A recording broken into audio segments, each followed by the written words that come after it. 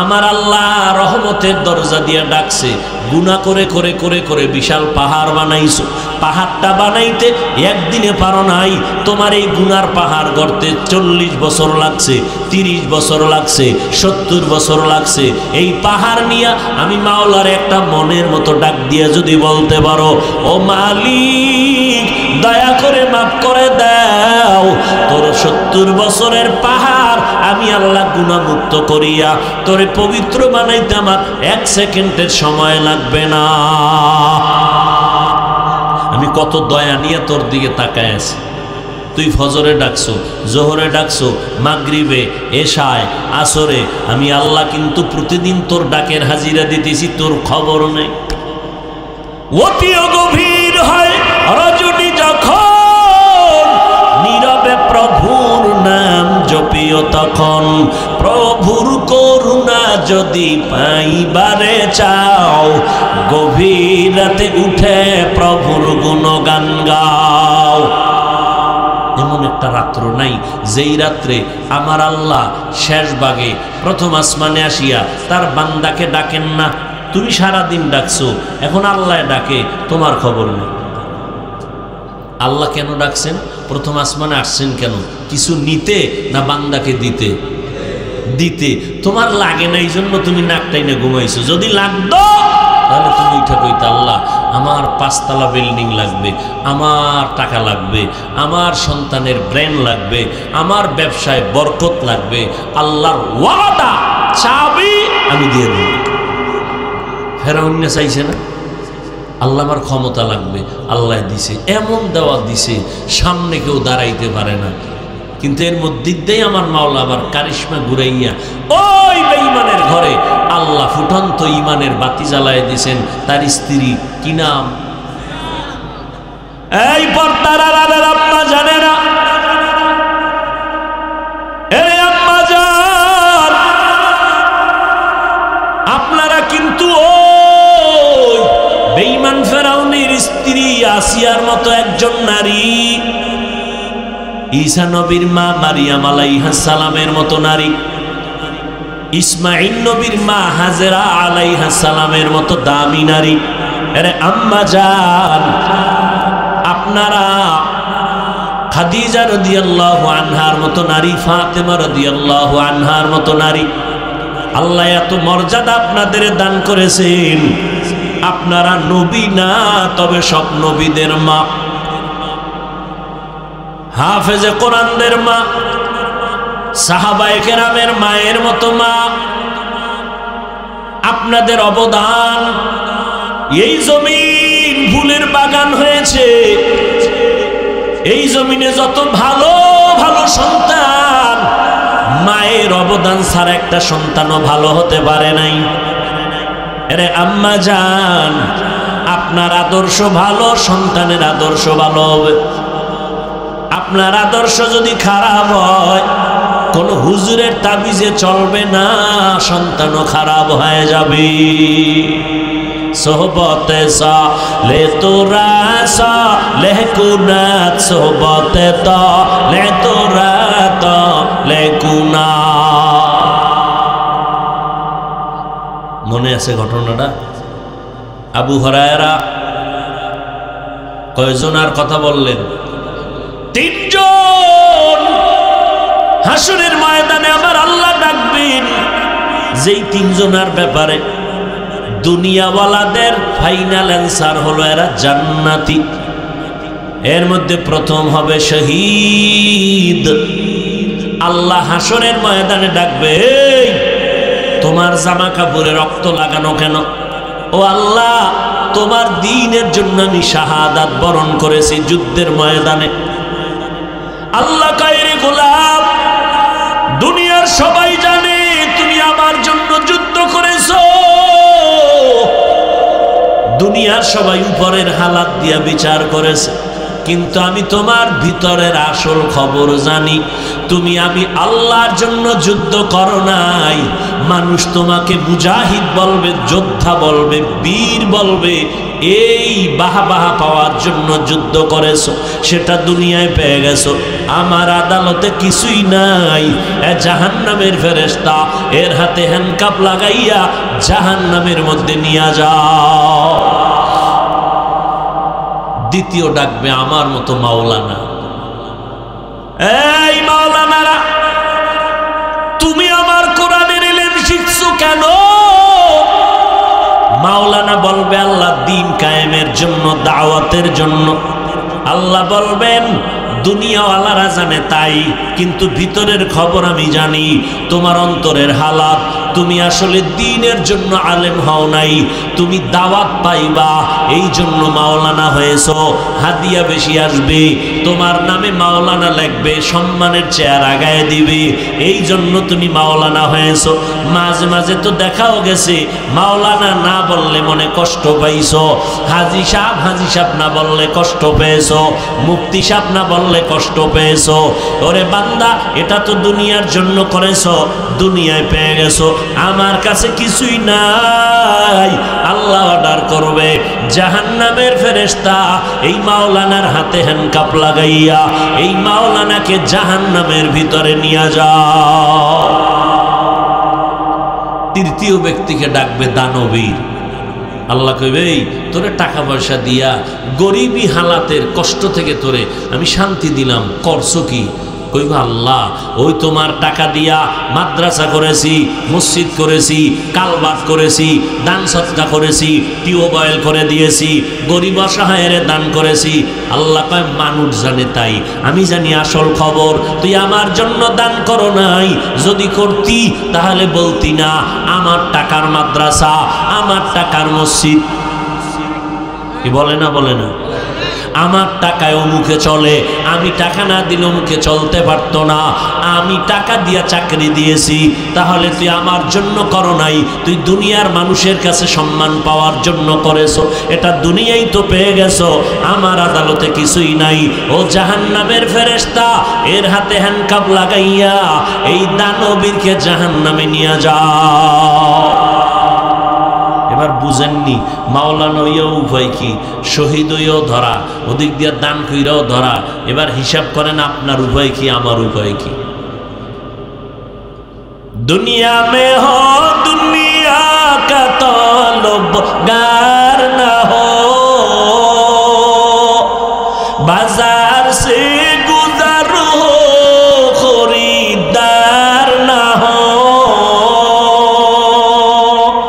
ये दुनिया एक मिसल कागज फूल है, ये दुनिया एक मिसल कागज फूल है। जिंदगी में बंदगी तू कर नहीं, जिंदगी में बंदगी तू कर नहीं, जिंदगी बे बंदगी शर्मिंदा है, जिंदगी बे बंदगी शर्मिंदा है। আল্লাহ বান্দারে বেশি ভালোবাসে না মানুষ মানুষরে বেশি ভালোবাসে? জোরে কও, জোরে কও। আল্লাহ ভালোবাসা মানুষের আকর্ষণ চেহারা, চেহারাটার এত সুন্দর লেমিনেশন কইরা দিছেন। কেমন লেমিনেশন? তুমি শীতের মধ্যে হাত মোজা পা মোজা লাগাইয়া পোশাক লাগাইয়া রাস্তায় হাঁটতেছো, যত ঠান্ডা বাতাস যত ধুলাবালু সব চেহারায় লাগে, কিন্তু দেখ এমনভাবে চেহারা আল্লাহ বাদাই করে দিলেন, গোসলখানায় ঢুকবি শরীরের সব জায়গা সাবান যদি না দাও ময়লা যাবে না, আর যেই চেহারায় এত ধুলা বালু লাগাইছো ওই চেহারায় সাবান লাগবে না। হালকা পানি দিয়ে দেখ, আয়নার সামনে দাঁড়া, অন্য অঙ্গ থেকে চেহারা অনেক সুন্দর। আজকে সেই চেহারাটা গুনাহ করার কারণে চেহারা কালো হয়ে যাইতেছে, চেহারায় আকর্ষণ নেই। আবার লাগাও বিদেশি বিউটি পার্লারের মেডিসিন, আরো গজব করতেছে। এই মাওলায় যে চেহারা বানাইছে এর উপরে যদি কেউ ক্রিম লাগাও, পাউডার লাগাও, মেডিসিন লাগাও, আল্লাহর কসম, আল্লাহর কসম, আল্লাহর কসম, কয়বার কইলাম? 3 বার। এরপরও যদি বিশ্বাস না করো তাহলে আমার মরে যাইতে মন চায়। 3 বার কসম খাইলাম, এরপরও বিশ্বাস করবি না, এত বিশ্বাসঘাতক। ওয়াল্লাহি বিল্লাহি তাল্লাহি আল্লাহর দেওয়া চেহারা কোনো মেডিসিন দিয়ে কোনোদিন আল্লাহর দেওয়ার থেকে ভালো বানাইতে পারবি না।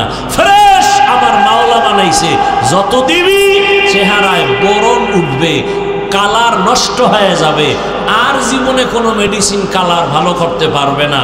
তবে একটা মেডিসিন আল্লাহর দেওয়া আছে, যেইটা ব্যবহার করবি চেহারায় শুধু উজ্জ্বলতা বাড়তেই থাকবে, বাড়তেই থাকবে, বাড়তেই থাকবে। সেটা হলো গুনাহ ছাড়ো, নেক করো।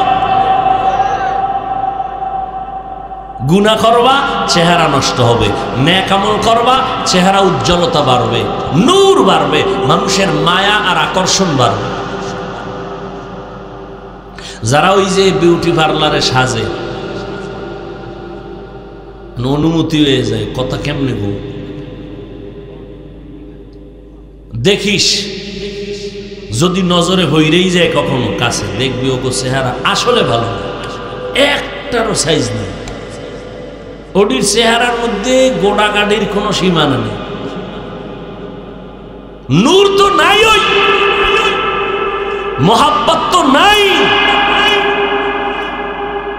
আর ওই বিউটি পার্লারের সাজগোজ দেখা পাগল হয়ে গেছে।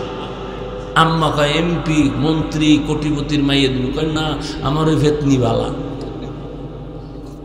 পাগল হয়ে গেছে।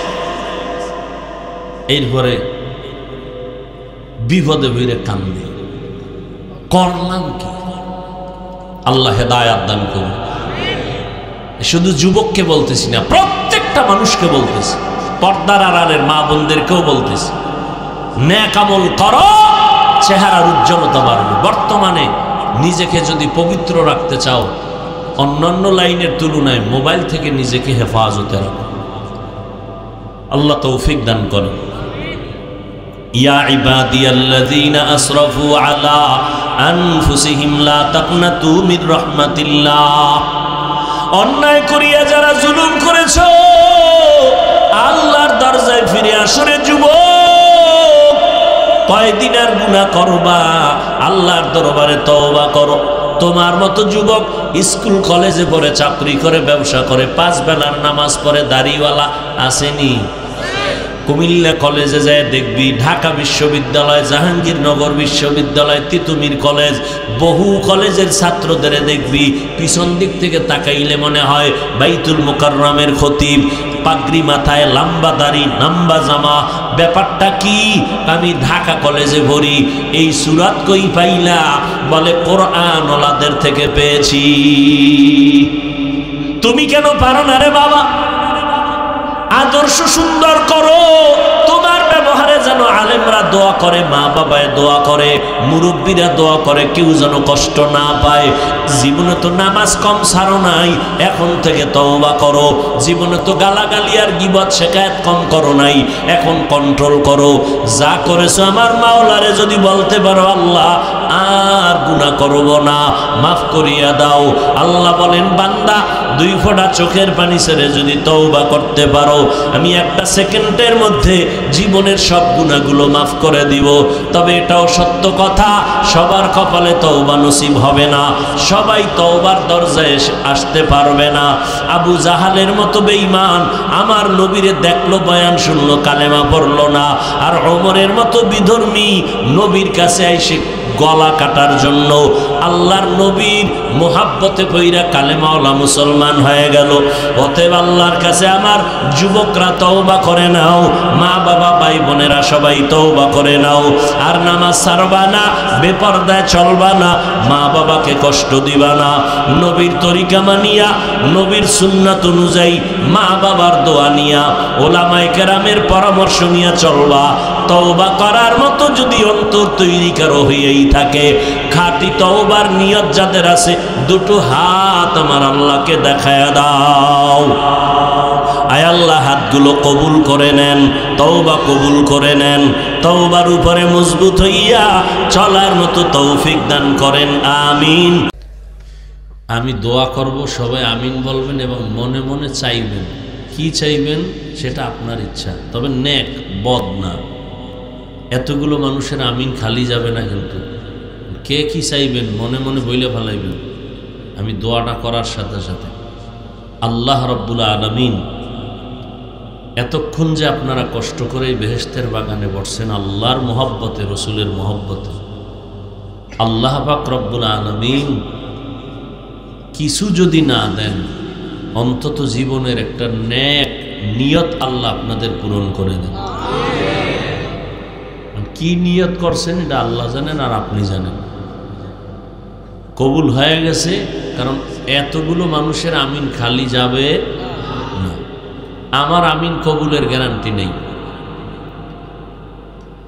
আল্লাহ। আর আমার পক্ষ থেকে আমি দোয়া করি, আল্লাহ কিছু যদি না দেন, অন্তত দুনিয়াতে যেন হেদায়াতের উপরে চলিয়া ঈমান নিয়া যাওয়ার তৌফিক দান করেন।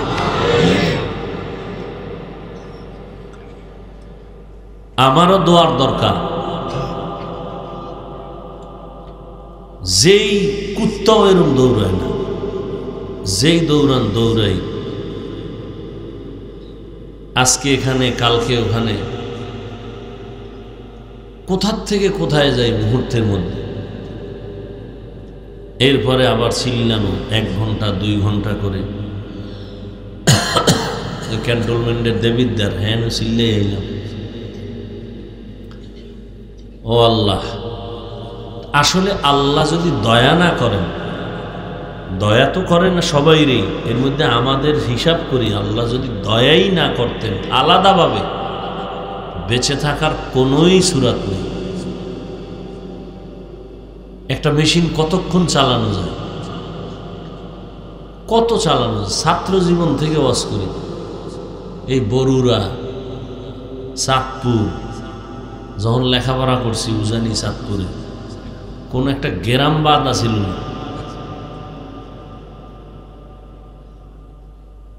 আহা, আল্লাহ চোখের সামনে দেখতেছি সবকিছু।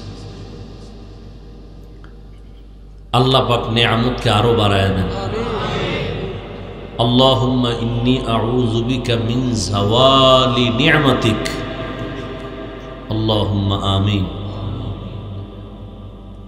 তো সংক্ষেপ আলোচনা, বেশি রাত না। কোরআনে হাকিমের আয়াতে কারিমা তেলাওয়াত করেছি, নবীজির হাদিস থেকে একটি হাদিস পড়েছি। শুনবেন না আবার মাঝখান দিয়ে উঠে বসা করবেন আবার। এখন তো আর ওয়াজ শুনতেছে না, কারণ সবাই ওয়াজ জানে। তো কেউ আইসে দেখতে, কি ওয়াজ করে, বহুদিন পর আসবে, দেখি নাই অনেক দিন, দেখতে আইসে, দেখবে এই পুরান ওয়াজ, কিন্তু এই পুরান ওয়াজ। কেউ আসছে মোবাইল নিয়ে, কেউ আসছে বাদাম খাইব, চানাচুর খাইব, কেউ আবার আইসা ও দোকানে ঘুরতেছে, কেউ মহিলা প্যান্ডেল তওয়াফ করতেছে। এক একজনে এক এক কাম নিয়ে ব্যস্ত। হুদা কামে এনে কতক্ষণ বসে থাকবে, একটু বিড়ি টিড়িটাই নেই, শরীর গরম হয়ে যাবে। আল্লাহ সবাইকে কবুল করে।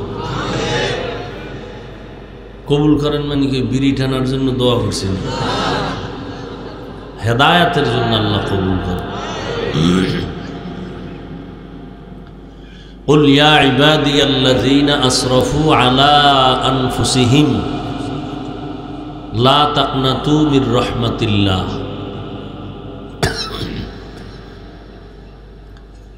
আল্লাহ তাআলা বলেন, হে নবী, আপনি আমার পক্ষ থেকে উম্মতকে বলে দেন, মূলত আমিই বলতেছি, হে আল্লাহর প্রিয় বান্দা বান্দিরা, তোমরা যারা গুনাহ করিয়া নিজেদের উপরে জুলুম করেছ, তোমরা আল্লাহর রহমত থেকে, দয়া থেকে কেউ ফিরে যেও না।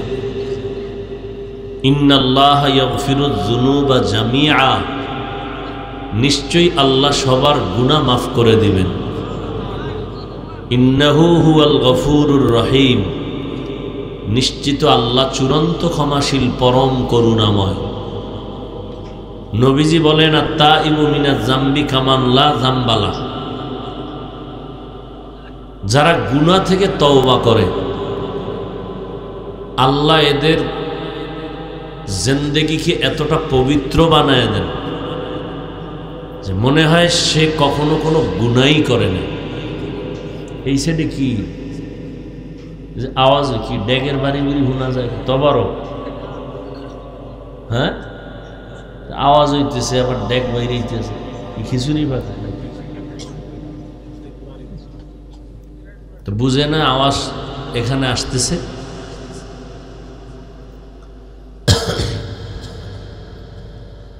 এক সময় তো খাওয়ান না দিলে মানুষ পাওয়া যাইত না।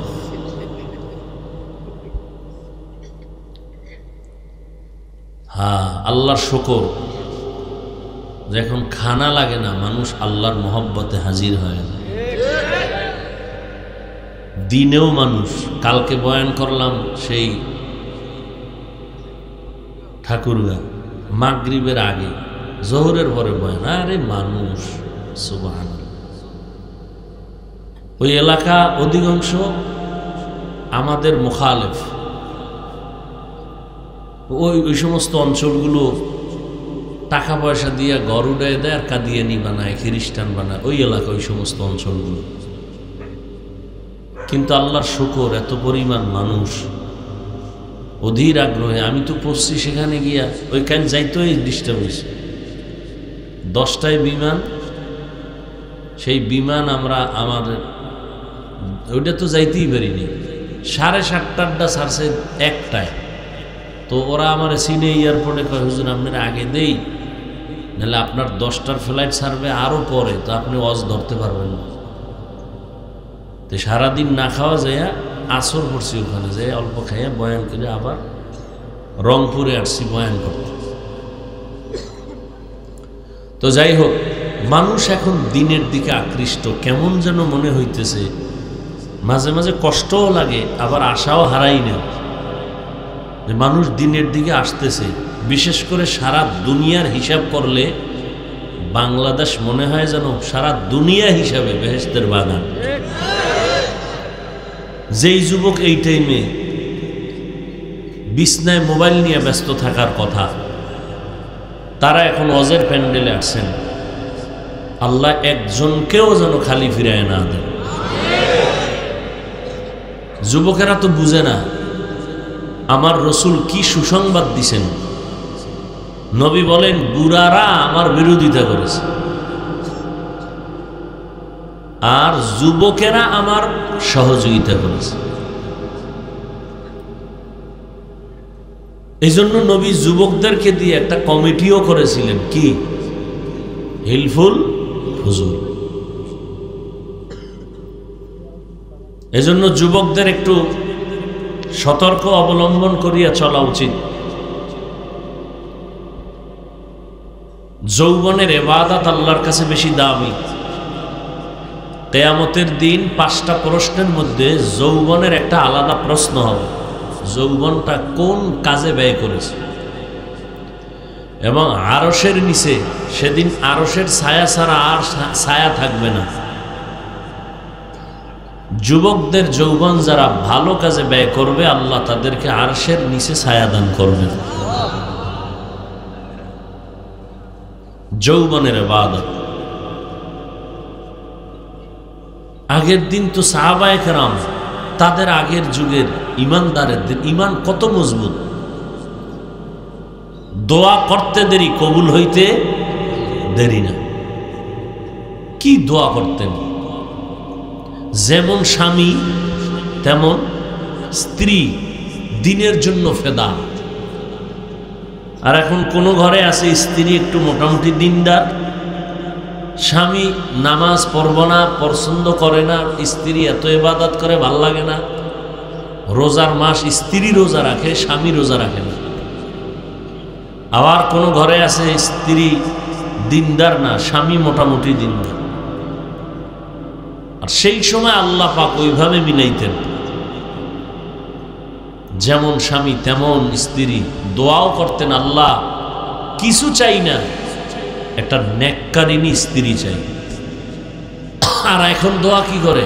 কিচ্ছু না, বিদেশের ভিসা চাই। এটা আগে কন্টাক্ট করতে হইব, বিদেশের ভিসা। এই বিয়ার আগেই বলবে ভিসা দেওয়া লাগবে, বিদেশ যাইব। এমন ফকিন্নি যে শ্বশুর বাড়ির থেকে ভিসা নিয়ে যাইতে হবে। তো বউরে নিবি নি? কয় না। তো বউ পাহারা দিবে কে? আমার ছোট ভাই আছে না। কোন জমানায় যে আসছি! ওই যে বললাম, আশাও করি, দুঃখও লাগে। আমার দেশে এক বাবা তার কলিজার টুকরা মেয়েকে হোটেলের মধ্যে নিয়ে বলে, আজকের জন্য তুমি আমার স্ত্রীর মতো।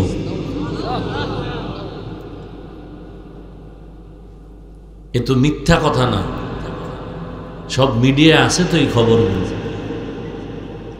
দেখেন না এখন কি অবস্থা, কি বয়ান করুন কি। আগে শুনতাম মানুষ গায়ক গায়িকারা নাচে দাঁড়াইয়া, আর এখন গায়ক লাগে না, গায়িকা লাগে না, দাঁড়ানো লাগে না। এখন শুনি শিক্ষিকাও নাচে বইয়া বইয়া, শিক্ষকেও নাচে, ছাত্রছাত্রীরাও নাচে।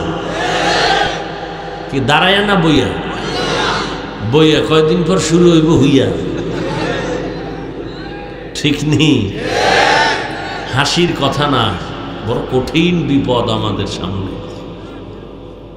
আল্লাহ আমার দেশের প্রত্যেকটা মানুষকে, বিশেষ করে প্রত্যেকটা সন্তানকে আদর্শিক বিপর্যয়ের থেকে কুদরতের দ্বারা আল্লাহ হেফাজত করেন। মুরব্বীরা, যুবকেরা যারা বুঝো, জবাব দিও। আদম নবী থেকে আজকের দিন পর্যন্ত দুনিয়ার মানুষগুলো যত কাজ করছে আগে শিখছে। ঠিক? দোকানদারি কেমনে করবে শিখছে, ব্যবসা কেমনে করবে শিখছে, চাকরি কেমনে করবে শিখছে। কিন্তু যৌবন স্বামী স্ত্রীর মহব্বতের আদান প্রদান কেমনে হবে, এটা আদম থেকে আজ পর্যন্ত কেউ শিখেও নাই, কেউ শিখায়ও। আল্লাহ এটা সৃষ্টিগতভাবে মানুষকে দিয়েছেন, এটা শিখার জিনিস না, শিখানোর জিনিস না। আর এখন শুনি এগুলো তো মুরব্বী না, যুবক না, বাচ্চাদেরকে শিখানোর। কি বলবো, আফসোস। মা পাগলের মতো হয়ে গেছে, রাস্তায় বেরিয়ে গেছে, সন্তানের সামনে মুখ দেখাইতে পারি না। এমন চরিত্র বিধ্বংসী হালাত। মোবাইলে তো সব শেষ করলো, মরাডারে মারো খাকায় লড়াই খা, এ অবস্থা শুরু হয়ে গেছে। এমনিই নাচনেওয়ালা বুড়ি আরো যদি পায়। মানুষ চরিত্র বিধ্বংসী ফ্যাক্টরি মোবাইল হাতে নিয়ে আসে। সারাটা রাত আমার কলিজার যুবক মোবাইলের হক আদায় করে সারা রাত। আমরা মোনাজাত ধরি বইয়া, ওরা মোনাজাত ধরে হইয়া,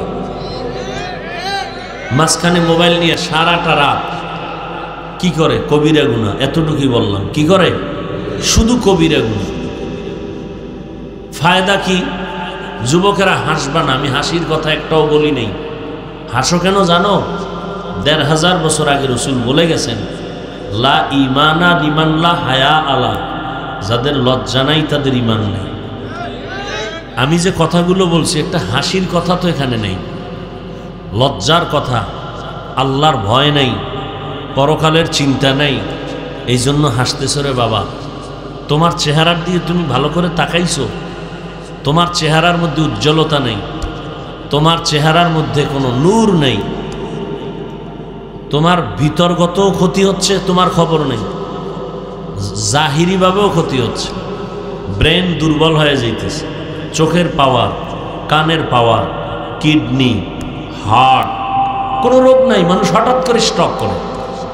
এরপরে মোবাইল নিয়ে চালাইতে চালাইতে, গেমস খেলতে খেলতে, তোমাদের জানা আছে, আমি শুনছি, তোমরা শুধু সাক্ষী দিবা সত্য কথার, বহু যুবক অর্ধুলাঙ্গ হয়ে রাস্তার পাগল। কি যুবকেরা জানলে বলো?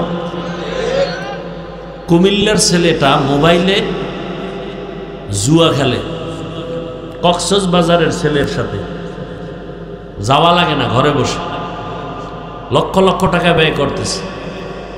এই গেমস খেলে গেলে মায়ের টাকা চুরি করে, বাবার টাকা চুরি করে, বাবারে জবাই করে দিলি তার থেকে ভালো। এমনি এমনি আস্তে আস্তে জবাই না করে ডাইরেক্ট জবাই করা, আর এই চুরি করে করে করতেছে ইনডাইরেক্ট জবাই। বাবা কোটি টাকাও যদি ডেলি কামাই করে ওই টাকায় কোনোদিন বরকত হবে না।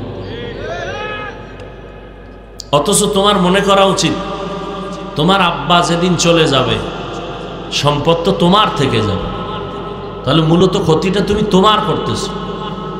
এই কথাগুলো কে কাকে বুঝাবে? মোবাইল এমন আপন বানাইছো, মা সারবে, বাপ সারবে, ভাই সারবে, বোন সারবে, খানা সারবে, ঘুম সারবে, মোবাইল সারবে।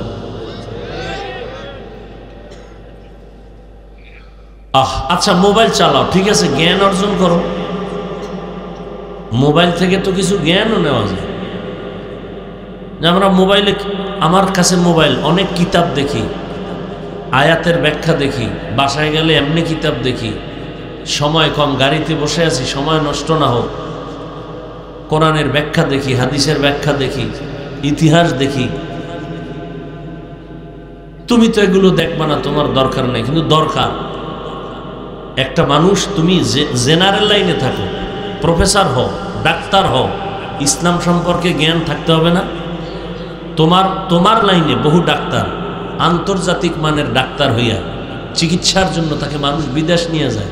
প্রফেসর কলেজে লেকচারের জন্য আধা ঘন্টা টাইম নিয়ে তাকে নেয়। সুন্দর, সেদিন এক ডাক্তার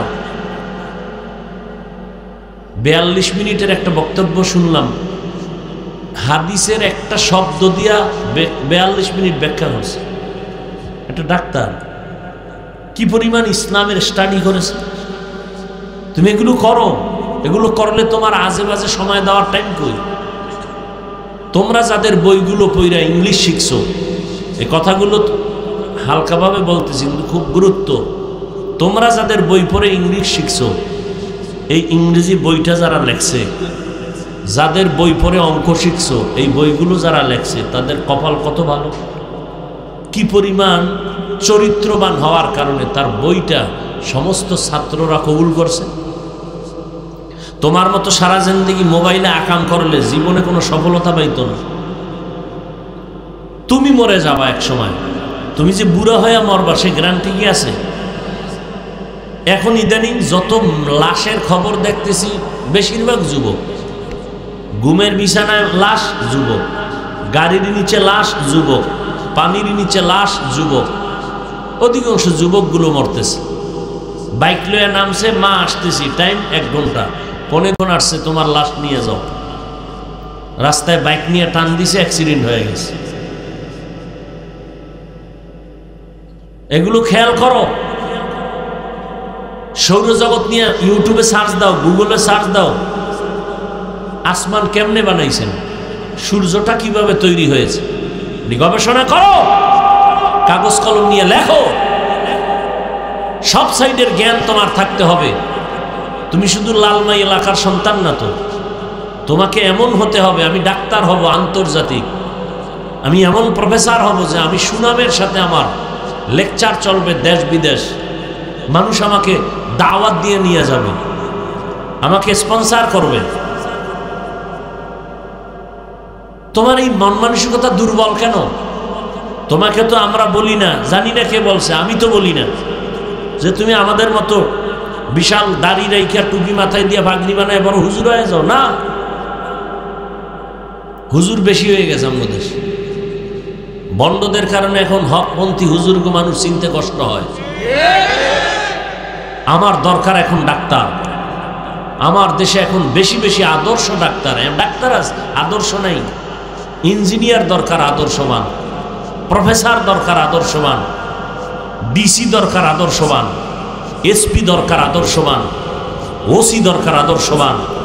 আমার দেশের প্রত্যেকটা সেক্টরে ডিসি থাকবে কোরআন পড়নেওয়ালা, এসপি থাকবে কোরআন পড়নেওয়ালা। আল্লাহর কসম, আদর্শবান doctor, engineer, professor, DC, SP যেদিন এই সব জায়গায় কাজ চালু করবে, কোরআনের বয়ানের জন্য 1 সেকেন্ডের কোনো অনুমতি নিতে হবে না। তুমি কেন ঘুমাইতেছ? তোমার ভবিষ্যৎ কল্পনা কি? বাবারটা খাইয়া মরবা? তোমার কপালে খাওয়ান নাই তো, নাই।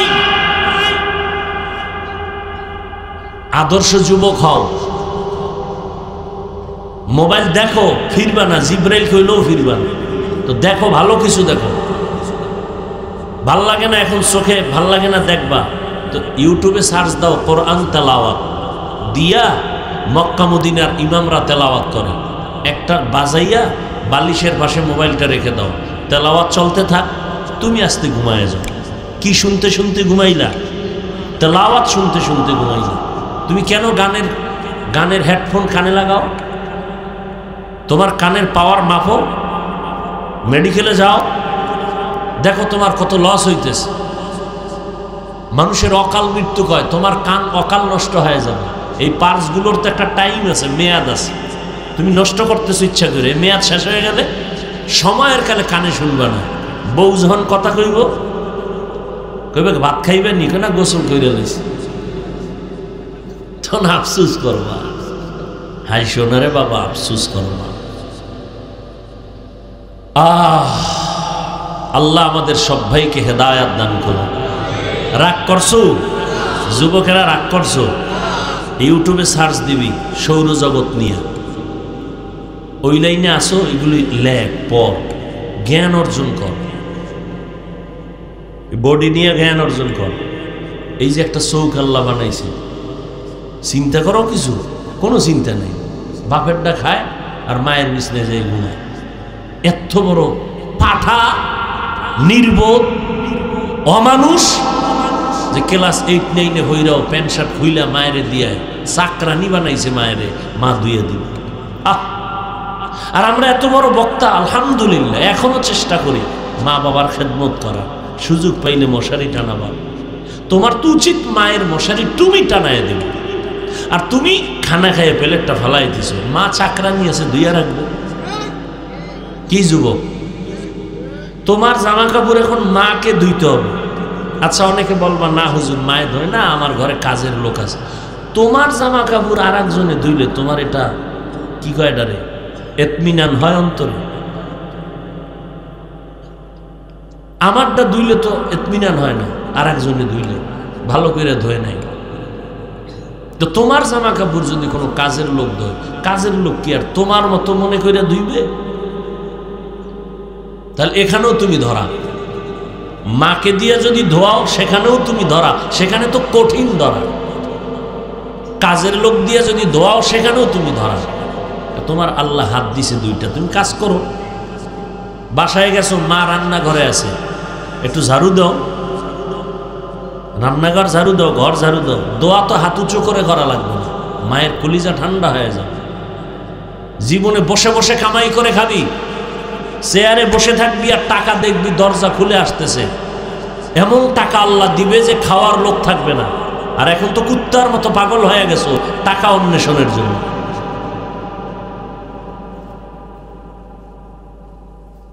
এতক্ষণ কথার দ্বারা কি বুঝাইলাম, আপনারা কি বুঝলেন? মুরব্বীরা, যুবকেরা, এতক্ষণ কথার দ্বারা কি বুঝলেন? সব হুজুরই তৈব।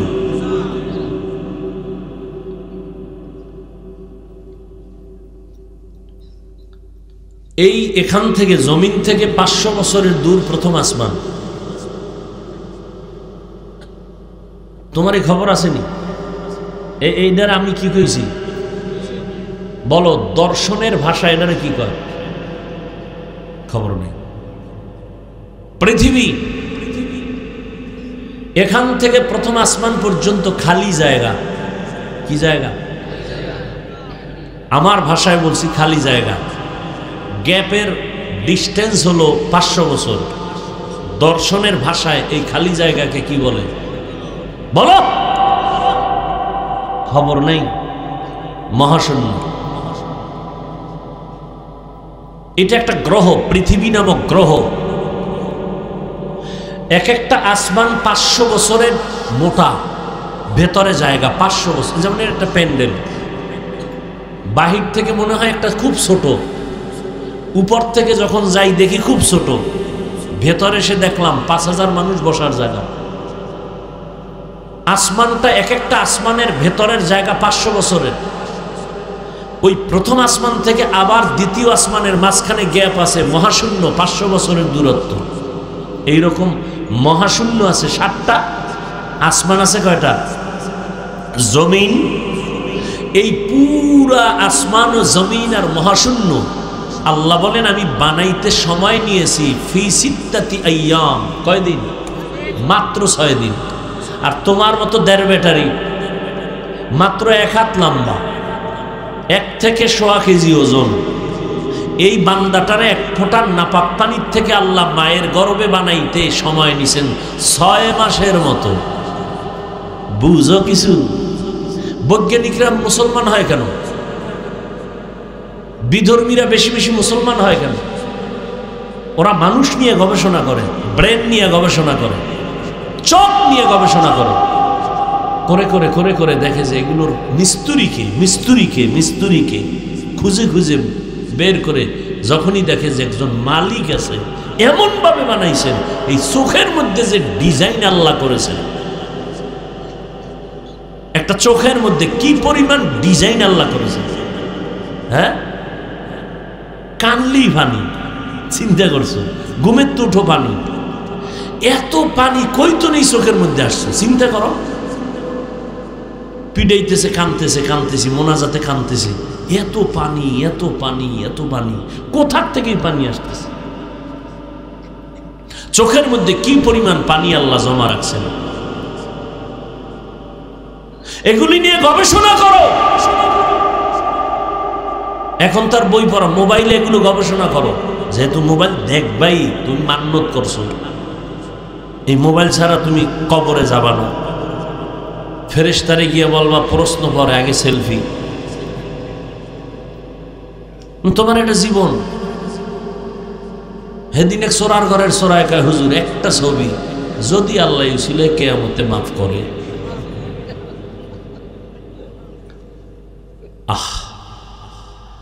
সরকারি প্রয়োজন ছাড়া আর শরীয়তের প্রয়োজন ছাড়া ছবি তোলা হারাম। তুমি মোবাইল নিয়ে বসে আছো একটা ছবির জন্য। তা আমি একজনের কই ছবির জন্য আমারে আলাদা দাওয়াত দাও, ওদিন শুধু সেলফি হবে, কোনো ওয়াজ হবে না। মুরব্বীরা আপনাদের দায়িত্ব আছে কিছু? কোনো দায়িত্ব নাই? এই কথাগুলো বলছি, আপনাদেরও দায়িত্ব আছে সন্তানকে এই লাইনে আনানো। খালি খাইবেন আর ঘুমাইবেন, সন্তানের হক আদায় করবেন না, আল্লাহর কাছে কিন্তু ঠেকে যাবেন।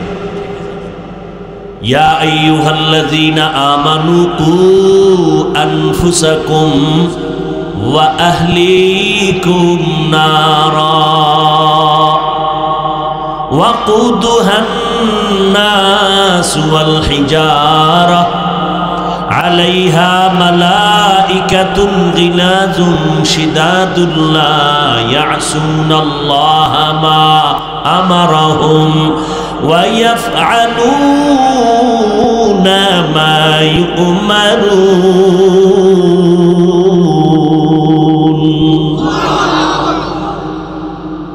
এই উড়ে কারা? আমিও কিন্তু উঠে যাব। আপনাদের জন্য আইসে, আপনারাও যখন উঠবেন তো আমার উঠে লাগবে না? মেজবান উঠলে আর মেহমান বইয়ে থাকতে পারে? কথা বুঝেননি? নিয়ম কি? খাইতে বইলে মেহমান আগে খাইয়া শেষ করবে, পরে মেজবান খাওয়া শেষ করবে। মেজবান যদি আগে খাইয়া প্লেটটা গুছাই ধুইয়া দেয়, মেহমানেরও নিয়ম তাড়াতাড়ি শেষ করো। তা আপনারা উঠলে আমারও ওঠা দরকার। আপনার তো একটু কষ্ট, আমার তো 12 মাস। এই টাইমে মোনাজাত দিয়ে বিদায়ের কথা, আর এই টাইমে কথা মাত্র শুরুর দিকে।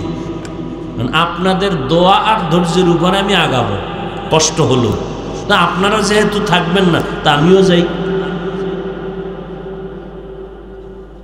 আমি তো একটা ফাউল কথা বলে আপনাদের সময় নষ্ট করতেছি না। কেন উঠবেন? জীবনটা তো কত রাত্র গুনাহ কইরা কাটাইছেন। একটা রাত কি আল্লাহ যদি দেখতে চায় যে নেক আমলে কাটাইছো, একটা রাত কি তৈরি করতে পারছেন? আল্লাহ নিয়ে আসে ওয়াজের প্যান্ডেলে, কপালটা বড় খারাপ, মোনাজাতটা দিয়ে যাইতে পারলেন না। হ্যাঁ, আর আপনার মা বাবা কি পরিমাণ কান্না করায় আপনি আজকে মানুষ হয়েছেন। আপনি কয়েকদিন মা বাবার জন্য কান্না করছেন আর দোয়া করছেন। হিসাবের কাঠগড়ায় দাঁড়াতে হবে, পালাবার কোনো সুযোগ নেই। মরণ থেকে যতই পালাও মরণ তোমায় নিবে ঘিরি, যদিও সুদূর আকাশ পানে লুকাও সেথায় লাগিয়ে সিঁড়ি। নদী পথে নৌকা চালাও ও মাঝি ভাই, বেলা ডোবার আগে আমি ওপার উঠতে চাই। ডুবে গেলে বেলারে আর উঠে না, ভেঙ্গে গেলে মেলারে আর জমে না। আল্লাহ তাআলা বলেন, এই মুমিন, জাহান্নামের আগুন থেকে নিজেকে বাঁচাও, তোমার আহালকেও বাঁচাও। উ আনফুসাকুম ওয়া আহলিকুম নার, কেন বাঁচাইবা? ওয়াকুদুহান নাস ওয়াল হিজারা, আল্লাহ বলেন জাহান্নামের আগুনকে আমি জ্বালাবো মানুষ আর পাথর দ্বারা। দুনিয়ার আগুন জ্বালাইতে নরম জিনিস লাগে, খেরকুটা কেরোসিন, আর জাহান্নামের আগুন এমন ভয়ঙ্কর, জ্বালাবেই আল্লাহ শক্ত জিনিস, মানুষ আর পাথর। কোন মানুষটা দিয়ে জ্বালাবে? বড় কঠিন। একজন সাহাবী আবু হুরায়রা রাদিয়াল্লাহু তাআলা আনহুর কাছে গেলেন। ও সাহাবী আবু হুরায়রা, নবীজির একটা সুন্দর হাদিস আমাকে শুনাইবেননি? আবু হুরায়রা বলে, আসেন। নির্জনে বসলেন। আবু হুরায়রা বললেন, ওই হাদিসটা আজকে আমি আপনাকে শোনাবো, যেই হাদিসটা রহমতের নবী আমাকে শুনাইছেন এমন অবস্থায় একটা ঘর, ওই ঘরের মধ্যে নবী আর আমি আবু হুরায়রা ছাড়া কেউ ছিল না। ওই সময় রহমতের নবী আমাকে হাদিসটা শুনাইছেন। আবু হুরায়রা এ কথাটা বইলা একটা চিৎকার মেরে বেহুশ হয়ে পড়ে গেলেন। আবার হুশে আসলেন, আবার বলতেছে, ভাইজান, নবী ওই হাদিসটা কব আজকে, যেই হাদিসটা নবী এমন অবস্থায় শুনাইছেন একটা ঘরের ভিতরে আমি আর আমার নবী ছাড়া কেউ নাই, ওই হাদিসটা আপনাকে শোনাবো। এই আবার বেহুশ, এইভাবে তিনবার বেহুশ হয়ে পড়ে গেলেন। কান্না কান্না, এবার উঠা বললেন, নবী একটা হাদিস শুনাইছেন কিয়ামতের ময়দানে তিনজন ব্যক্তিকে আল্লাহ কাছে ডাকবেন। এমন তিনজন মানুষের সচরাচর বিচারে নজরে বলবে এই তিনটা লোক জান্নাতি, কিন্তু আল্লাহ কাছে টেনে টেনে বলবেন এই জান্নাতি তিনটা মানুষ, মানুষ কয় জান্নাতি, আমি আল্লাহর নজরে এরা জান্নাতি না, এদের হাতের মধ্যে জাহান্নামের হ্যান্ডকাপ লাগায় জাহান্নামে নিয়ে যাও। দুনিয়াওয়ালারা কয় জান্নাতি, আল্লাহ কয় এগো হাতে হ্যান্ডকাপ লাগাও। কয়জন? কথা বলে না। তিনজন। টের পাইবেন, খুব ভাব, খুব মনে মনে অহংকার, আমি তাবলীগ করি, আমি পীরের কাছে যাই, আমি জিকির করি, আমি নামাজ পড়ি, আমি হজ করি। এত সোজা জান না। বেহেশত তাজা কে আজারে নবাশত কাসে রাবা কাসে করে নবাশত। পয়গম্বর বলেন, এই দুনিয়ার মানুষ, আল্লাহর কোরআন আমার কাছে বড় প্রিয়, তবে আমি যে আয়াতটা পড়লাম এই আয়াতটা নবী বলেন আমার কাছে আরো বেশি প্রিয়। কারণটা কি? আল্লাহ কত মহান, আল্লাহ কত দয়াময়, এই আয়াতের মাধ্যমে আল্লাহ ব্যক্ত করেছেন। বলে কেমন জানেননি? আমার আল্লাহ এই আয়াতের মধ্যে সারা দুনিয়ার মানুষকে জান্নাতের পথে ডাকছেন, তওবার পথে আহ্বান করেছেন। একটা মানুষও আল্লাহর এই ডাকের বাইরে নাই, কারণ আল্লাহ বুঝাইতে চান আমার বানানো একটা বান্দা বান্দিকেও জাহান্নামে দিতে চাই না। এই আয়াতের মধ্যে আমার আল্লাহ সব জগতের মানুষগুলোকে জান্নাত দেওয়ার ওয়াদা করেছেন। বলে কেমনে? আয়াতের মধ্যে একটা শব্দ ব্যবহার করেছেন, বান্দা। আরবি শব্দ হলো আব্দ বা আবেদ। উর্দুতে বলি বান্দা, বাংলায়ও বান্দা শব্দ ব্যবহার করা হয়। আল্লাহ বান্দা বলেছেন, এই আমার বান্দারা যারা গুনাহ করিয়া সীমা লঙ্ঘন করেছো, আমার দরজা ছাড়বা না, তোমরা আমার দরজায় ফিরে আসো। আমি আল্লাহ তোমার জীবনের সব গুনাহগুলো মাফ করব, আর এর বিনিময়ে আমি বিনা হিসাবে জান্নাত দিয়া দিব। বান্দা বলেছেন। বান্দা বললেই তো প্রমাণ সব কার বান্দা? রহমতের নবী বলেন এই আয়াতের দ্বারা, রব্বে কারীম সব মানুষকে ডাকছেন আমার বান্দা আয় আয়। বান্দা বললেই তো সব আল্লাহর বান্দা। হিন্দুরাও আল্লাহর বান্দা, বৌদ্ধরাও আল্লাহর বান্দা, ইহুদিরাও আল্লাহর বান্দা, খ্রিস্টানেরাও আল্লাহর বান্দা, সব আমার বান্দা। এখানে শুধু আল্লাহ বান্দা বলেন নাই, একটু আরো মায়া লাগায় বলছেন, ইয়া ইবাদি, আমার প্রিয় বান্দা। আমার বলছেন, আমার বান্দা বললেই তো হয়, আবার আমার বললেন কেন? কয় দুনিয়াতে কিছু কিছু মানুষ আছে, এরা দুনিয়ার ধরাকে সরা মনে করিয়া, ক্ষমতার মসনদ পাইয়া, টাকা পয়সা পাইয়া নিজের এত রব রব মনে করে, এরা যে আমি রবের বান্দা কথাটা ভুলে গেছে। আমি আল্লাহ এদেরকেও ডাকলাম, এই সনাতন ধর্মের মানুষ, তোমরা কারো বান্দা না, তোমরা আমার বান্দা, আমার কাছে ফিরিয়ে আসো। ও ইহুদিরা, তোমরা উজায়েরের ধর্মগুরু মনে করো, মনে হয় যেন তিনি তোমাদের সব। না, উজায়েরেরও আমি বানাইছি, তোমাদেরও আমি বানাইছি, অতএব তোমরা আমার বান্দা, আমি তোমাদের মাবুদ। ও খ্রিস্টান ধর্মের মানুষ, তোমরা যীশু খ্রিস্ট ঈসা নবীকে মাথার মুকুট মনে করেছো। কেউ তোমরা আবার খোদা খোদা বলো, কেউ বলে না ঈসা হলো আল্লাহর সন্তান, ঈসা নবীর মা মারিয়াম আল্লাহর স্ত্রী। নাউজুবিল্লাহ। না, যেই তেলে বিড়ি টানেন ভালো কথা আসবে কেমন? আমার দোয়া লাগে না, হুজুরের কাছে দোয়ার জন্য যান। আপনি দোয়া করলে আল্লাহ শুনে না, তা আপনারটা কবুল হয় না কেন? জবানটা যদি পবিত্র রাখতেন, দোয়া করতে দেরি কবুল হতে। দোয়া খাস্তাম বদরগাহে লাহি, হায়াত দৌলত ইলম দারাজি। পাওয়ারফুল হলো বড় দোয়া। ভাইরা আমার, আল্লাহ আমার বান্দা বলেছেন। ও খ্রিস্টান ধর্মের মানুষ, ঈসা নবীরও আমি আল্লাহ বানাইছি, তোমাদেরও আমি আল্লাহ সৃষ্টি করেছি, তোমরা কারো বান্দা না, তোমরা আমি আল্লাহর বান্দা, আমি আল্লাহই তোমাদের মাবুদ। ও বৌদ্ধ ধর্মের লোকেরা, গৌতম বুদ্ধ তোমাদের গুরু নয়, তোমাদের সব নয়।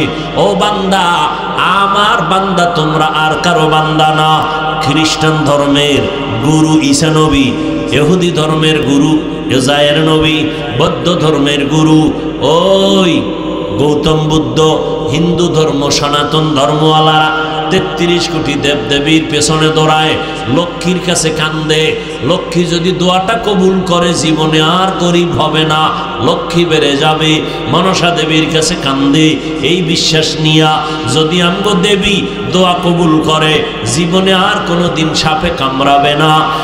আর এইভাবে বিশ্বাস করে চলতেছি। আল্লাহ কয়, ও বান্দা, তোরে আমি আল্লাহ মায়ের গর্ভে বানাইছি, 6 মাসের মতো সময় নিলাম, আমি আল্লাহ তোরে বানাইছি, এক সময় তোর কোনো অস্তিত্বই ছিল না। হাল আতা আলাল ইনসানি হিনুম মিনাদ দাহরি লাম ইয়াকুন শাইআম মাযকুরা ইন্না খালাকনাল ইনসানা মিন নুতফাতিন আমশাজিন নাবতালি ফাজআলনাহু সামিআম বাসীরা। তোমার কোনো অস্তিত্ব ছিল না। আমি আল্লাহ মায়ের গর্ভে এক ফোঁটা পানির মাধ্যমে অস্তিত্ব দান করলাম। এই পানিটারে জমাট রক্ত বানালাম, এই রক্তটারে আগার গোশত বানালাম, এর উপরে হাড্ডি দিলাম, এর উপরে আমি আল্লাহ আবার গোশত দিলাম। ওয়ালাকাদ খালাকনাল ইনসান মিন সুলালাতিন মিন তিন সুম্মা জাআলনাহু নুতফাতান ফি ক্বারারিন মাকিন সুম্মা খালাকনান নুতফাতা আলাকা ফাখালাকনাল আলাকাতা মুদগা ফাখালাকনাল মুদগাতা ইযামা ফাকাসাউনাল ইযামা লাহমা সুম্মা আনশানাহু খালকান আখার ফাতাবারাকাল্লাহু আহসানুল খালিকিন।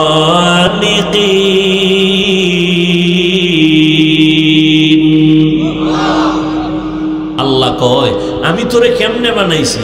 শক্ত মাটি আর পানির মিশ্রণ করে এটাকে জমাট রক্ত বানায় দিলাম।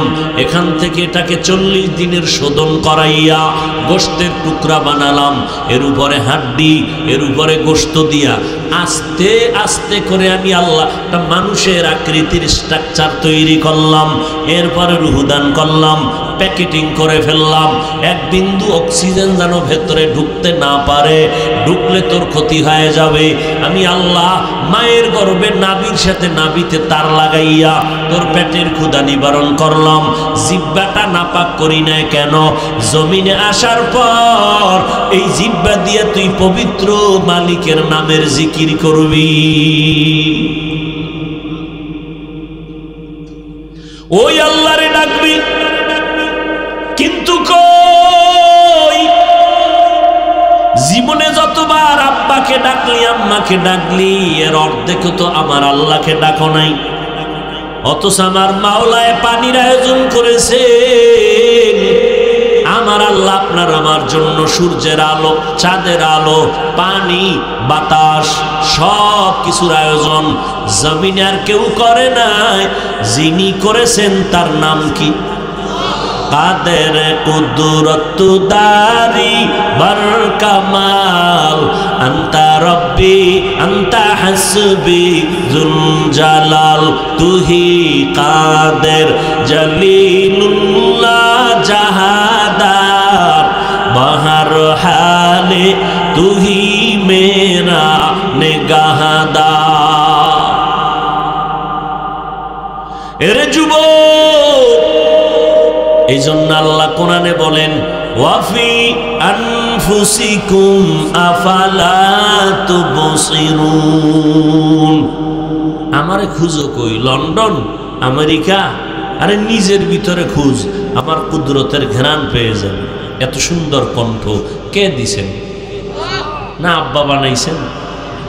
আদম নবী থেকে শুরু করে আজ পর্যন্ত,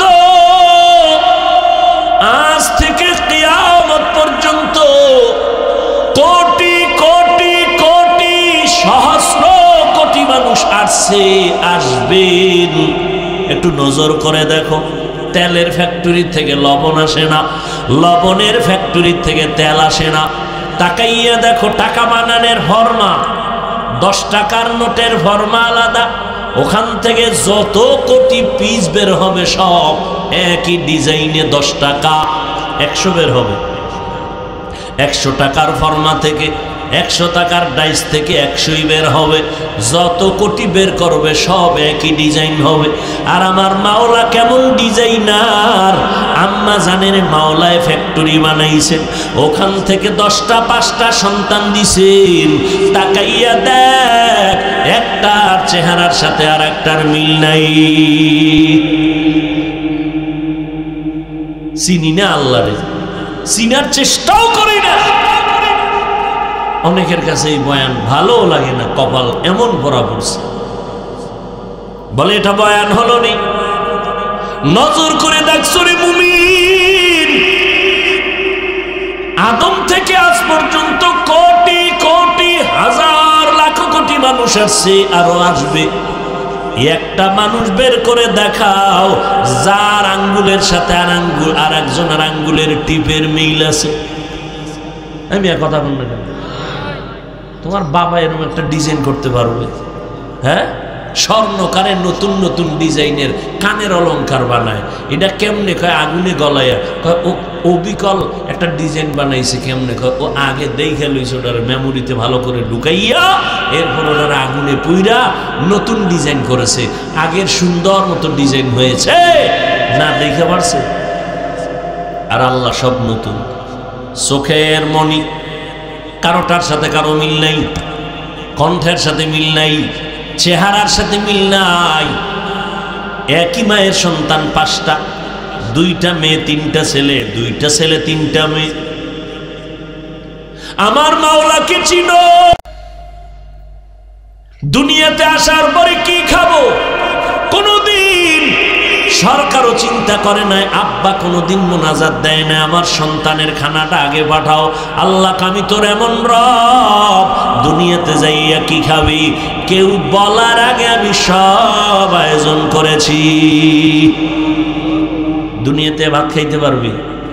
আমি আল্লাহ এমন পিওর খানার আয়োজন করেছি।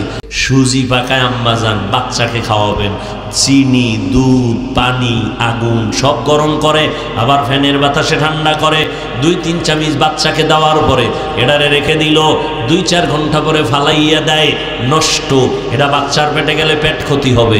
আল্লাহ কয়, দেখ আমি তোর জন্য মায়ের স্তনে খানার আয়োজন করলাম, পিওর দুধ। তাকাইয়া দেখ, চিনিও লাগে না, লবণ লাগবে না, গরম লাগবে না, ঠান্ডা করার ফ্যানের বাতাস লাগবে না। 2-4 ঘন্টা না, 2 বছর পর্যন্ত বান্দা তোর বাচ্চাটারে পান করাবি। 1 সেকেন্ডের জন্য আমার খানা কখনো নষ্ট হবে না। এরে আল্লাহর বান্দা, এই কারিগরের নাম কি? ওই মাওলারে চিনো না রে বাবা। পানি চলতেছে, কেউ বাদ দিয়ে রাখতে পারে না, সেই পানি গলায় যায় আটকায় যায়, জাগাত মরে গেছে। ওই মাওলাকে চিনো? আমার আল্লাহ রহমতের দরজা দিয়ে ডাকছে। গুনাহ করে করে করে করে বিশাল পাহাড় বানাইছো। পাহাড়টা বানাইতে একদিনে পারো নাই। তোমার এই গুনার পাহাড় গড়তে 40 বছর লাগছে, 30 বছর লাগছে, 70 বছর লাগছে। এই পাহাড় নিয়ে আমি মাওলার একটা মনের মতো ডাক দিয়ে যদি বলতে পারো, ও মালিক দয়া করে মাফ করে দাও, তোর 70 বছরের পাহাড় আমি আল্লাহ গুনাহমুক্ত করিয়া তোরে পবিত্র বানাইতে আমার 1 সেকেন্ডের সময় লাগবে না। আমি কত দয়া নিয়ে তোর দিকে তাকায় আছি। তুই ফজরে ডাকছো, জোহরে ডাকছো, মাগরিবে, এশায়, আসরে। আমি আল্লাহ কিন্তু প্রতিদিন তোর ডাকের হাজিরা দিতেছি, তোর খবর নেই। অতিও গভীর হয় রজনী যখন, নীরবে প্রভুর নাম জপিও তখন।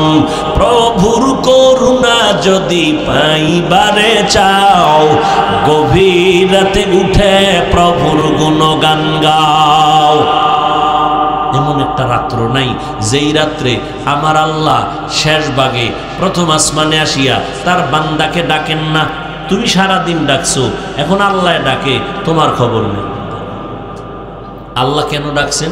প্রথম আসমানে আসছেন কেন? কিছু নিতে না বান্দাকে দিতে? দিতে। তোমার লাগে না, এই জন্য তুমি নাকটাই না ঘুমাইছো। যদি লাগতো তাহলে তুমি উঠে কইতে, আল্লাহ আমার 5 তলা বিল্ডিং লাগবে, আমার টাকা লাগবে, আমার সন্তানের ব্রেন লাগবে, আমার ব্যবসায় বরকত লাগবে। আল্লাহর ওয়াদা, চাবি আমি দিয়ে দেব। ফেরাউন চাইছে না, আল্লাহ আমার ক্ষমতা লাগবে, আল্লাহ দিছে। এমন দেওয়া দিছে, সামনে কেউ দাঁড়াইতে পারে না। কিন্তু এর মধ্যে দিয়ে আমার মাওলা আবার কারিশমা ঘুরাইয়া ওই বেঈমানের ঘরে আল্লাহ ফুটন্ত ইমানের বাতি জ্বালায় দিয়েছেন। তার স্ত্রী কি নাম? এই পর্দার আড়ালের আম্মা জানে না? এরে আম্মা জান, আপনারা কিন্তু ওই বেঈমান ফেরাউনের স্ত্রী আসিয়ার মতো একজন নারী, ঈসা নবীর মা মারিয়াম আলাইহিস সালামের মতো নারী, ইসমাঈল নবীর মা হাজেরা আলাইহিস সালামের মতো দামি নারী। আরে আম্মা জান, আপনারা খাদিজা রাদিয়াল্লাহু আনহার মতো নারী, ফাতেমা রাদিয়াল্লাহু আনহার মতো নারী। আল্লাহ এত মর্যাদা আপনাদের দান করেছেন। আপনারা নবী না, তবে সব নবীদের মা, হাফেজে কোরআনদের মা, সাহাবায়ে কেরামের মায়ের মতো মা। আপনাদের অবদান, এই জমিন ফুলের বাগান হয়েছে। এই জমিনে যত ভালো ভালো সন্তান, মায়ের অবদান ছাড়া একটা সন্তানও ভালো হতে পারে নাই। আরে আম্মা জান, আপনার আদর্শ ভালো, সন্তানের আদর্শ ভালো হবে। আপনার আদর্শ যদি খারাপ হয়, কোন হুজুরের তাবিজে চলবে না, সন্তানও খারাপ হয়ে যাবে। সোহবতে সালে তোরা সালে কুনাত, সোহবতে তালে তোরা তালে কুনাত। মনে আছে ঘটনাটা? আবু হুরায়রা কয়জনার কথা বললেন? 3 জন। হাসরের ময়দানে আমার আল্লাহ ডাকবেন, যেই 3 জনের ব্যাপারে দুনিয়াওয়ালাদের ফাইনাল অ্যান্সার হলো এরা জান্নাতি। এর মধ্যে প্রথম হবে শহীদ। আল্লাহ হাসরের ময়দানে ডাকবে, এই তোমার জামা কাপড়ে রক্ত লাগানো কেন? ও আল্লাহ, তোমার দ্বীনের জন্য আমি শাহাদাত বরণ করেছি যুদ্ধের ময়দানে। আল্লাহ কায়রে গোলাম, দুনিয়ার সবাই জানে তুমি আমার জন্য যুদ্ধ করেছো। দুনিয়ার সবাই উপরের হালাত দিয়া বিচার করেছে, কিন্তু আমি তোমার ভিতরের আসল খবর জানি। তুমি আমি আল্লাহর জন্য যুদ্ধ করো নাই।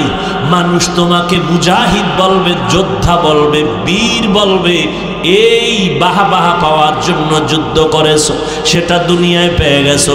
আমার আদালতে কিছুই নাই। জাহান্নামের ফেরেশতা এর হাতে হ্যান্ডকাপ লাগাইয়া জাহান্নামের মধ্যে নিয়ে যাও। দ্বিতীয় ডাকবে আমার মতো মাওলানা। এই মাওলানারা, তুমি আমার কোরআনের ইলম শিখছো কেন? মাওলানা বলবে আল্লাহ দ্বীন কায়েমের জন্য, দাওয়াতের জন্য। আল্লাহ বলবেন দুনিয়াওয়ালারা জানে তাই, কিন্তু ভিতরের খবর আমি জানি, তোমার অন্তরের হালাত। তুমি আসলে দ্বীনের জন্য আলেম হও নাই, তুমি দাওয়াত পাইবা, এই জন্য মাওলানা হয়েছো। হাদিয়া বেশি আসবে, তোমার নামে মাওলানা লিখবে, সম্মানের চেয়ার আগায় দিবে, এই জন্য তুমি মাওলানা হয়েছো। মাঝে মাঝে তো দেখাও গেছে, মাওলানা না বললে মনে কষ্ট পাইছো, হাজি সাহেব না বললে কষ্ট পেয়েছো, মুফতি সাহেব না বললে কষ্ট পেয়েছো। ওরে বান্দা, এটা তো দুনিয়ার জন্য করেছো, দুনিয়ায় পেয়ে গেছো। আমার কাছে কিছুই নাই। আল্লাহ অর্ডার করবে, জাহান্নামের ফেরেশতা এই মাওলানার হাতে হ্যান্ডকাপ লাগাইয়া এই মাওলানাকে জাহান্নামের ভিতরে নিয়ে যাও। তৃতীয় ব্যক্তিকে ডাকবে দানবীর।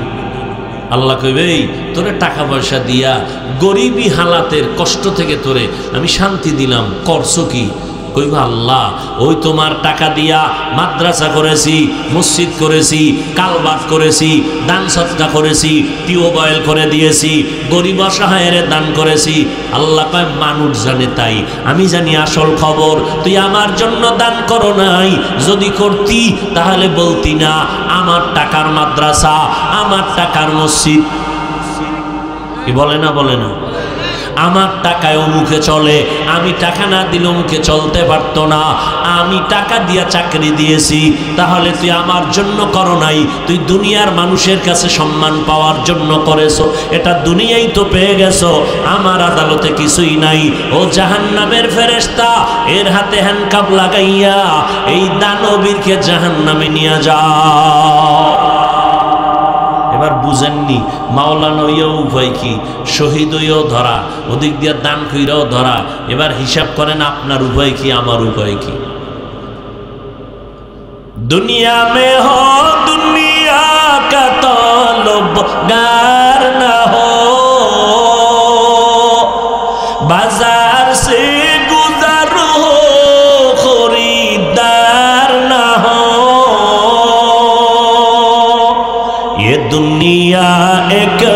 मिसले कागज फूल है, ये दुनिया एक मिसले कागज फूल है। जिंदगी में बंदगी तू कार नहीं, जिंदगी में बंदगी तू कार नहीं, जिंदगी बे बंदगी शर्मिंदा है, जिंदगी बे बंदगी शर्मिंदा है। আল্লাহ বান্দারে বেশি ভালোবাসে না মানুষ মানুষরে বেশি ভালোবাসে? জোরে কও, জোরে কও। আল্লাহ ভালোবাসা মানুষের আকর্ষণ চেহারা, চেহারাটার এত সুন্দর লেমিনেশন কইরা দিছেন। কেমন লেমিনেশন? তুমি শীতের মধ্যে হাত মোজা পা মোজা লাগাইয়া পোশাক লাগাইয়া রাস্তায় হাঁটতেছো, যত ঠান্ডা বাতাস যত ধুলাবালু সব চেহারায় লাগে, কিন্তু দেখ এমনভাবে চেহারা আল্লাহ বাদাই করে দিলেন। গোসলখানায় ঢুকবি, শরীরের সব জায়গা সাবান যদি না দাও ময়লা যাবে না। আর যেই চেহারায় এত ধুলাবালু লাগাইছো ওই চেহারায় সাবান লাগবে না। হালকা পানি দিয়া দেখ, আয়নার সামনে দাঁড়া, অন্য অঙ্গ থেকে চেহারা অনেক সুন্দর। আজকে সেই চেহারাটা গুনাহ করার কারণে চেহারা কালো হয়ে যাইতেছে, চেহারায় আকর্ষণ নাই। আবার লাগাও বিদেশি বিউটি পার্লারের মেডিসিন, আরো গজব করতেছে। এই মাওলায় যে চেহারা বানাইছে এর উপরে যদি কেউ ক্রিম লাগাও, পাউডার লাগাও, মেডিসিন লাগাও, আল্লাহর কসম, আল্লাহর কসম, আল্লাহর কসম, কয়বার কইলাম? 3 বার। এরপরও যদি বিশ্বাস না করো তাহলে আমার মইরা যাইতে মন চায়। 3 বার কসম খাইলাম, এরপরও বিশ্বাস করবি না, এত বিশ্বাসঘাতক। ওয়াল্লাহি বিল্লাহি তাল্লাহি আল্লাহর দেওয়া চেহারা মেডিসিন দিয়ে কোনোদিন আল্লাহর দেওয়ার থেকে ভালো বানাইতে পারবি না। ফ্রেশ আমার মাওলা বানাইছে, যত দিবি চেহারায় বরণ উঠবে, কালার নষ্ট হয়ে যাবে। আর জীবনে কোনো মেডিসিন কালার ভালো করতে পারবে না। তবে একটা মেডিসিন আল্লাহর দেওয়া আছে, যেইটা ব্যবহার করবি চেহারায় শুধু উজ্জ্বলতা বাড়তেই থাকবে, বাড়তেই থাকবে, বাড়তেই থাকবে। সেটা হলো গুনাহ ছাড়ো, নেক করো। গুনাহ করবা চেহারা নষ্ট হবে, নেক আমল করবা চেহারা উজ্জ্বলতা বাড়বে, নূর বাড়বে, মানুষের মায়া আর আকর্ষণ বাড়বে। যারা ওই যে বিউটি পার্লারে সাজে, অনুমতি হয়ে যায়, কথা কেমনে গো? দেখিস যদি নজরে হইরেই যায় কখনো কাছে, দেখবি ওগো চেহারা আসলে ভালো না, একটারও সাইজ নেই। ওটির চেহারার মধ্যে গোড়াগাড়ির কোনো সীমানা নেই, নূর তো নাই, ওই মোহাব্বত তো নাই। আর ওই বিউটি পার্লারের সাজগোজ দেখা পাগল হয়ে গেছে। আম্মা কয় এমপি মন্ত্রী কোটিপতির মাইয়ে কয় না আমার ওই ভেতনি বালা, পাগল হয়ে গেছে। এরপরে বিপদে ভরে কান্দে, করলাম কি? আল্লাহ হেদায়াত দান করুন। শুধু যুবককে বলতেছি না, প্রত্যেকটা মানুষকে বলতেছি, পর্দার আড়ালের মা বোনদেরকেও বলতেছি, নেক আমল করো, চেহারার উজ্জ্বলতা বাড়বে। বর্তমানে নিজেকে যদি পবিত্র রাখতে চাও, অন্যান্য লাইনের তুলনায় মোবাইল থেকে নিজেকে হেফাজতে রাখো। আল্লাহ তৌফিক দান করেন। ইয়া ইবাদিয়াল্লাযীনা আসরাফু আলা আনফুসিহিম লা তাকনাতু মির রাহমাতিল্লাহ। অন্যায় করিয়া যারা জুলুম করেছো আল্লাহর দরজায় ফিরে আসো রে যুবক। কয়দিন আর গুনাহ করবা, আল্লাহর দরবারে তওবা করো। তোমার মতো যুবক স্কুল কলেজে পড়ে, চাকরি করে, ব্যবসা করে, 5 বেলার নামাজ পড়ে, দাড়িওয়ালা আসেনি? কুমিল্লা কলেজে যায় দেখবি, ঢাকা বিশ্ববিদ্যালয়, জাহাঙ্গীরনগর বিশ্ববিদ্যালয়, তিতুমির কলেজ, বহু কলেজের ছাত্রদের দেখবি পিছন দিক থেকে তাকাইলে মনে হয় বাইতুল মুকাররমের খতিব, পাগড়ি মাথায়, লম্বা দাড়ি, লম্বা জামা। ব্যাপারটা কি? আমি ঢাকা কলেজে ভরি। এই সূরাত কই পাইলা? বলে কোরআন ওলাদের থেকে পেয়েছি। তুমি কেন পারো না রে বাবা? আদর্শ সুন্দর করো, তোমার ব্যবহারে যেন আলেমরা দোয়া করে, মা বাবায় দোয়া করে, মুরব্বীরা দোয়া করে, কেউ যেন কষ্ট না পায়। জীবনে তো নামাজ কম ছাড়ো নাই, এখন থেকে তওবা করো। জীবনে তো গালাগালি আর গীবত শিকায়েত কম করো নাই, এখন কন্ট্রোল করো। যা করেছো আমার মাওলারে যদি বলতে পারো, আল্লাহ আর গুনাহ করব না, মাফ করিয়া দাও। আল্লাহ বলেন, বান্দা দুই ফোঁটা চোখের পানি ছেড়ে যদি তওবা করতে পারো, আমি একটা সেকেন্ডের মধ্যে জীবনের সব গুনাহগুলো মাফ করে দিব। তবে এটাও সত্য কথা, সবার কপালে তওবা নসিব হবে না, সবাই তওবার দরজায় আসতে পারবে না। আবু জাহালের মতো বেঈমান আমার নবীরে দেখলো, বয়ান শুনলো, কালেমা পড়লো না। আর ওমরের মতো বিধর্মী নবীর কাছে আইসে গলা কাটার জন্য আল্লাহর নবীর মোহাব্বতে পইরা কালেমাওয়ালা মুসলমান হয়ে গেল। অতএব আল্লাহর কাছে আমার যুবকরা তওবা করে নাও, মা বাবা ভাই বোনেরা সবাই তওবা করে নাও। আর নামাজ ছাড়বা না, বেপরদায় চলবা না, মা বাবাকে কষ্ট দিবা না। নবীর তরিকা মানিয়া, নবীর সুন্নাত অনুযায়ী, মা বাবার দোয়া নিয়া, ওলামায়ে কেরামের পরামর্শ নিয়ে চলবা। তওবা করার মতো যদি অন্তর তৈরি করো হয়েই থাকে, খাঁটি তওবার নিয়ত যাদের আছে, দুটো হাত আমার আল্লাহকে দেখায়া দাও। আয় আল্লাহ, হাতগুলো কবুল করে নেন, তওবা কবুল করে নেন, তওবার উপরে মজবুত হইয়া চলার মতো তৌফিক দান করেন, আমিন।